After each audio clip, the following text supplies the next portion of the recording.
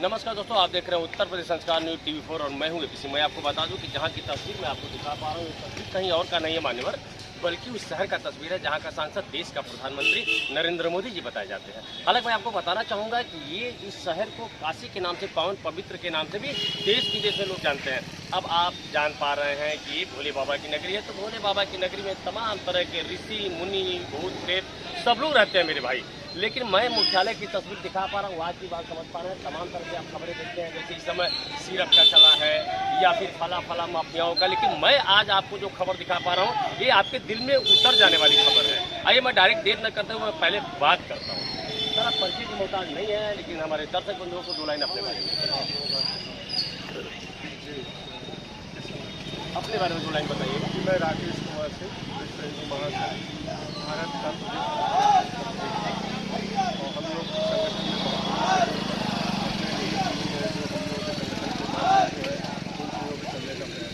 आज मुझे लग रहा है कि आप सैकड़ों की संख्या में थे, चाय पानी पीने इधर उधर हो गए, तो सैकड़ों की संख्या लेकर के आप इस मुख्यालय पर मौजूद थे, आखिर कारण क्या था?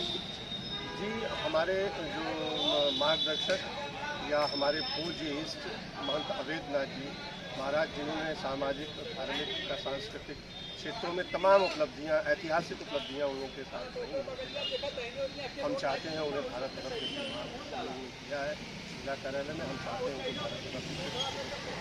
तो ये तो समझने की बात है, ये तो अलग अलग की क्रिया है। जबकि मुझे लगता है कि इस पूर्वांचल में उत्तर प्रदेश का कमान जब से आदित्य योगीनाथ जी ने संभाला है, तब से मुझे लगता है कि हिंदुत्व और धर्म की चीज़ें बहुत आगे बढ़ चुकी हैं। तो क्या आप जिस चीज़ को लेकर यहाँ ज्ञापन समझे, क्या आपको शक लग रहा है कि ऐसा संभव नहीं है? ऐसा भी लग रहा है कि आपको? नहीं, ऐसा करते ही नहीं है। हम लोग हिंदुत्ववादी आदमी हैं, महाराज पूज्य महाराज जी के उसमें काम करते हैं। लेकिन जो एक हमारी जेन्युइन मांग है, जो भारत रत्न उपाधि की बात जहाँ तक रही है, जो उसके योग्य, जो उसके अनुरूप है, मैं चाहता हूँ कि न्याय होगा, हम लोगों के लिए एक संबल होगा हमारे विश्व हिंदू महासंघ। तो आपको मैं स्वागत करता हूँ। सर आपका नाम क्या है?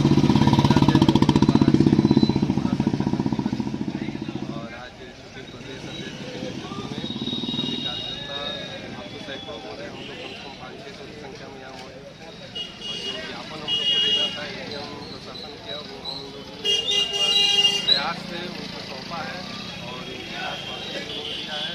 अब उम्मीदें जगी हैं कि महाराज जी के आशीर्वाद से, महंत अवैधनाथ जी के आशीर्वाद से, ये हम लोग का जो प्रयास है वर्षों से चला आ रहा है उनको भारत रत्न देने का, वो जल्द से जल्द अब संपन्न होने वाला है। सर मैं थोड़ा सा हट के बात करूँगा। हालांकि राजनीति को भी देखा जाए तो लोग नेता की बात करते हैं, हालांकि दाढ़ी तो आप ही रखते हैं, मैं भी किसी रखता हूँ, लेकिन जब राजनीति की बात आती है तो लोग कहते हैं कि दाढ़ी रखा रहता है और नेता रहता है। लेकिन नेताओं का जो बात होता है, जो रौनक होता है, जो बात करने का शैली होती है, वो अलग होती है। लेकिन आपकी बातों में एक धार्मिकता टपकती हुई नजर आ रही है। ऐसा लग रहा है कि नहीं, आप बाबा भोले की नगरी के और जिस संस्था से वो भी धर्म जुड़ा हुआ है। तो अगर हम बात करें कि अगर हम यही कि बनारस की बात करें तो तमाम तरह से कभी कभी महीने 2 महीने में देखने को मिलता है कि रिंग रोडों पर हटते हुए बात करें गौ मांस को लेकर के तमाम तरह की इस तरह की, लेकिन पुलिस प्रशासन उसको कब्जे में लेने के बाद भी पंजा से पंजा मिलाकर दिलरुबा की बात कर देती है। ऐसे में आप हमारे योगी बाबा को क्या कहते हैं? मैं देखिए, वो हमारे पूज्य हैं, हम लोग उन्हीं के विचारों से चल रहे हैं। तो मैं उनसे नहीं, लेकिन आप लोगों को वादा करता हूँ कि आज का डेट में चल के आज के बाद से आप रिंग रोड करें, बनारस में कहीं भी बहुत संबंधित कोई समस्या आपको कभी खबरों में नहीं मिलेगी।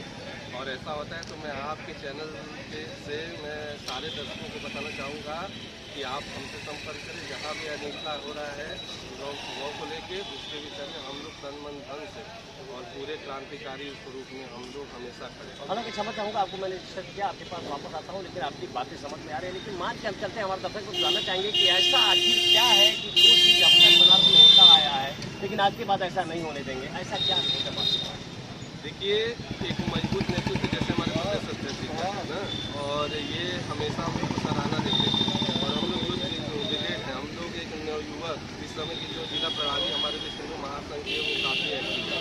अभी आप बता दें कि पिछले 3 दिनों में हम लोगों ने गौ रक्षा संबंधी लगभग 19 कार्य किए, जिसको मैं लिखित तौर से आपको प्रस्तुत कर दूँगा, जिसमें ये भोजूवीर पशु जो पालन गृह है उसकी सफाई से लेकर सारे सामग्री को हम लोगों ने मिल के रखा है। और सारा प्रशासन के निर्णय में ज़्यादा से ज़्यादा डाला जा रहा है कि ज़्यादा से ज़्यादा गौ रक्षा यहाँ पे हो पाए। साथ ही एक विशेष है कि ये देखिए, हमारी आपकी सबका कर्तव्य है कि हर गली चौराहे पर एक भी अगर गाय को हम लोग अगर तकलीफ में देखते हैं तो हम सबका कर्तव्य है कि हम सब मिलकर माता मतलब माँ से भी बड़े बड़े दर्जे पे हैं। तो हम लोग का, हम सबका ये कर्तव्य है कि हम सब मिल के उनको सुरक्षा प्रदान करें। जी क्षमा है, जाते जाते हमारे तरफ को थोड़ा जानना चाहेंगे कि आप जो सर ये जो भगवान हमारे योगी बाबा पूरे तन पे यही लेके जाते हैं।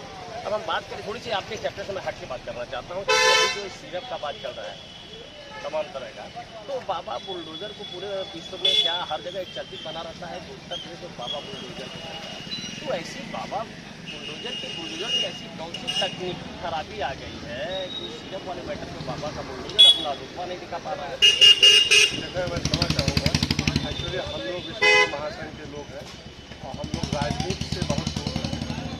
हम लोगों का काम धार्मिक है, सांस्कृतिक है। जहाँ तक राजनीति की बात है, मैं आपको बता दूं, महाराज योगी आदित्यनाथ जी के नेतृत्व में उत्तर प्रदेश में बहुत कुछ बन चुका है।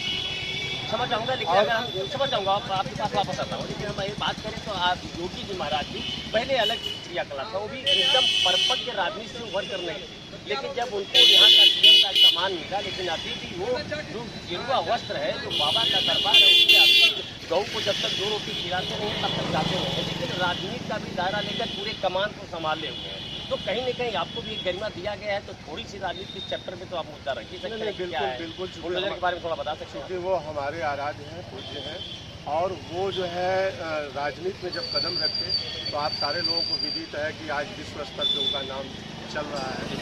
उसमें कुछ बातें हैं, ऐसी बातें हैं जैसे चूँकि राजनीतिक जो व्यक्ति वो रहे नहीं, लेकिन जब राजनीति में भी आए तो उन्होंने अपना एक स्थान बनाया, और हम सब उनके अनुयायी होने के नाते प्रभु जी से यही प्रार्थना करते हैं कि महाराज योगी आदित्यनाथ जी को और उनकी लंबी उम्र करें, हमारे देश में उनका शासन और लंबे दूर तक चले। यानी आज जिस सब्जेक्ट में आप उस पर बात करना उचित नहीं समझते। एक्चुअली हम लोग पॉलिटिकल लोग नहीं। बिल्कुल, तो मैं आपको बता दूं, आप देख रहे हैं यूपीएस रिपोर्ट कि मैं हूं एपी सिंह, मैं मुख्यालय की तस्वीर दिखा पा रहा हूँ।